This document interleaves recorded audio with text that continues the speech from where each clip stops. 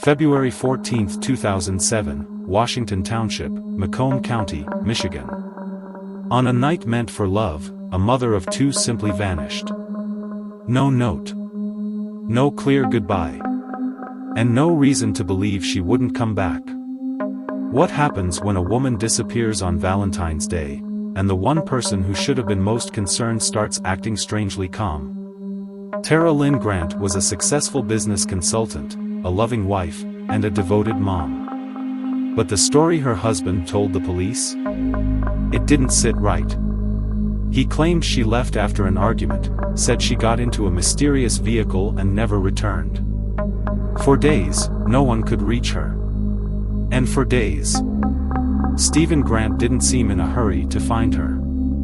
But when authorities took a closer look at the Grant household, what they uncovered was far more horrifying than anyone imagined. A suburban home. 2 children asleep upstairs. And hidden in the garage, a terrible secret wrapped in plastic. This case was more than a missing person, it was a chilling tale of manipulation, media pressure, and a confession that would shock the entire country. Where are you watching from? Let me know in the comments below. And make sure to stay with me, because what you're about to hear will leave you speechless. Tara Lynn Grant was born on June 28, 1972, in Michigan. She graduated from Michigan State University in 1994 with a bachelor's degree in business administration, focusing on marketing. After graduation, Tara embarked on a successful career with Washington Group International, a global engineering and construction firm. Over her 12-year tenure, she rose through the ranks, eventually working out of the company's office in Troy, Michigan. Colleagues and friends described Tara as intelligent, determined, and caring. She was a high achiever, a working mother balancing a demanding career with family life. Her role required frequent travel. She often spent weekdays in San Juan, Puerto Rico, returning home to Michigan on weekends to be with her family. Despite her hectic schedule, Tara remained deeply connected to her 2 young children, 6-year-old Lindsay and 4-year-old Ian. She cherished her time at home, striving to make the most of weekends and holidays. Her dedication to both her profession and her family painted the picture of a woman who seemingly had it all. But behind the facade of success and domestic bliss, tensions simmered, tensions that would soon lead to an unthinkable tragedy. February 9, 2007, Washington Township, Michigan. Tara Grant returns home from a business trip to Puerto Rico. That evening, an argument erupts between Tara and her husband, Stephen Grant, centered around her frequent travels. Stephen later recounts that around 11:15 p.m., he overheard Tara on a phone call, during which she said, "I'll meet you at the end of the driveway." He claims he then saw her get into a dark-colored car that drove away, marking the last time he saw her. In the days that follow, Tara's family grows increasingly concerned. Her sister, Alicia Standerfer, becomes alarmed after multiple unanswered calls. Despite this, Stephen waits until February 14, 5 days after her disappearance, to report Tara missing to the Macomb County Sheriff's Department. As detectives delve into the case, they notice inconsistencies in Stephen's account. He begins making frequent media appearances, portraying himself as a distressed husband and father. However, his behavior raises eyebrows. He criticizes law enforcement, accusing them of harassment and suggesting they are unfairly targeting him. Authorities, meanwhile, continue their search, holding daily press conferences to keep the public informed. The community watches closely, hoping for Tara's safe return, but as days turn into weeks, the mystery deepens, and suspicions mount. As the days passed without any sign of Tara Grant, law enforcement intensified their scrutiny, particularly focusing on her husband, Stephen Grant. His 5-day delay in reporting Tara's disappearance raised immediate red flags. During interviews, Stephen's demeanor was erratic, oscillating between cooperation and hostility, further deepening investigators' suspicions. He frequently criticized the police in media appearances, accusing them of harassment and diverting attention from the search for his wife. Surveillance of the Grant residence was initiated, but initial observations yielded no significant breakthroughs. Neighbors were questioned, and notably, some did not recall seeing Tara return home on February 9, the night Stephen claimed she had arrived from her business trip. This discrepancy cast doubt on his account of events. Further complicating Stephen's narrative, cell phone records failed to corroborate his version of the evening's events. These inconsistencies provided investigators with sufficient cause to obtain a search warrant for the Grant home. The investigation faced several obstacles.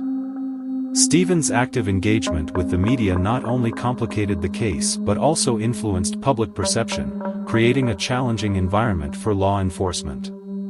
The absence of a body or concrete evidence hindered the progression of the case, leading to rampant speculation and rumors within the community and online forums. Delving into Tara's personal life, investigators considered potential marital strains.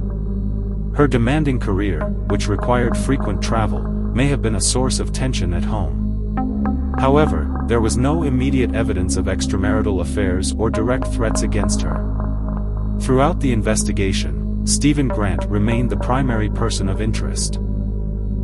Described by acquaintances as passive-aggressive and increasingly jealous, especially concerning Tara's professional commitments, his behavior and the mounting inconsistencies in his statements kept him at the center of the inquiry. No other individuals emerged as serious suspects during the course of the investigation. As the search for Tara continued, the community grappled with uncertainty, and law enforcement remained steadfast in their pursuit of the truth, determined to unravel the mystery surrounding her disappearance. If you've made it this far, you're clearly as locked into this story as we are. So take a second, go ahead and click that like button. It helps more than you know. Share this video with someone who loves real, raw true crime stories, and if you haven't already, hit that subscribe button and turn on the notification bell so you never miss a case like this one. Alright, back to the story. Because what happens next will leave you stunned. On March 2, 2007, after weeks of uncertainty and growing suspicion, investigators executed a search warrant at the Grant residence in Washington Township, Michigan. Their focus turned to the garage, a space that, until then, had seemed unremarkable. But what they discovered would shatter any remaining hope of finding Tara Grant alive. Inside a plastic container, concealed beneath layers of garbage bags, they found a dismembered human torso. The remains were soon identified as those of Tara Grant. Forensic analysis swiftly followed. DNA testing confirmed the torso belonged to Tara. A meticulous examination of the garage and basement uncovered traces of blood and tissue on various items, including saws, gloves, and cleaning materials. These findings provided irrefutable evidence that the dismemberment had occurred within the confines of the family home, a place once filled with the everyday sounds of family life, now transformed into a grim crime scene. This harrowing discovery marked a pivotal moment in the investigation, turning a missing person case into a homicide inquiry and setting the stage for the pursuit of justice for Tara Grant. Following the grim discovery of Tara Grant's remains in the family garage, Stephen Grant vanished, prompting a statewide manhunt. Authorities tracked him to Wilderness State Park, over 200 miles from his Washington Township home. On March 4, 2007, dressed inadequately for the freezing temperatures, Stephen was found suffering from hypothermia and frostbite, suggesting a possible suicide attempt. After receiving medical treatment, he was taken into custody. While hospitalized, Stephen confessed to the murder. He recounted that on February 9, 2007, during a heated argument about her frequent business trips, he strangled Tara in their home. Panicking, he dismembered her body at his father's tool and die shop, initially hiding parts in Stony Creek Metro Park before retrieving some remains and storing them in the garage. Stephen was charged with second-degree murder and dismemberment. During the trial, the defense argued for diminished capacity, while the prosecution emphasized the brutality of the crime and the extensive cover-up. On Friday, December 21, 2007, Stephen Grant was found guilty on the charge of murder in the second degree. On Thursday, February 21, 2008, he was sentenced to a minimum of 50 years in prison. On March 30, 2010, Grant lost his final appeal in state court, leaving intact the original sentence of 50 to 80 years. The Michigan Supreme Court affirmed a lower court decision that found Grant's trial was not unduly prejudiced by pretrial publicity in the widely covered case, nor was Grant improperly denied access to an attorney before making a confession to police. In March 2015, U.S. District Court Judge David Lawson denied Grant's petition for writ of habeas corpus. Grant had claimed that police improperly obtained his confession while he was being treated in a hospital for hypothermia and exposure. The judge also denied that pretrial publicity made it impossible for him to receive a fair trial. Lawson said that officials in Macomb County took extraordinary measures to ensure that a fair and impartial jury was seated. Tara's family expressed profound grief and heartbreak during sentencing. Her sister, Alicia Standerfer, poignantly remarked, "Tara deserved better than this. She trusted him. She trusted her life with him." On June 13, 2008, Stephen's father, William Allen "Al" Grant, committed suicide in Capac, Michigan, from a self-inflicted gunshot wound. He died at Port Huron Hospital. A man who had a neighboring tool shop said that William Grant never seemed to recover from the actions of his son and destruction of the family. The murder of Tara Lynn Grant sent shockwaves through Michigan and across the nation. It was a case that peeled back the polished surface of a suburban family and exposed something dark, violent, and deeply tragic hiding underneath. On the outside, Tara and Stephen had what many would consider the picture of stability: 2 children, a nice home, and professional success. But behind closed doors, resentment, control, and insecurity quietly festered.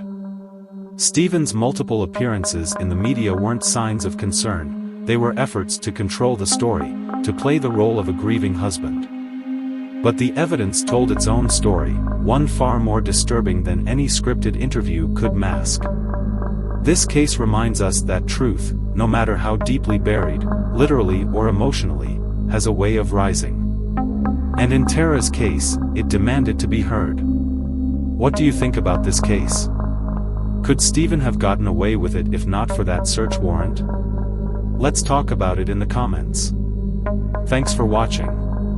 If you're into real true crime, not sensationalized, but raw, real, and respectful, make sure to like, comment, and subscribe. New uploads every day.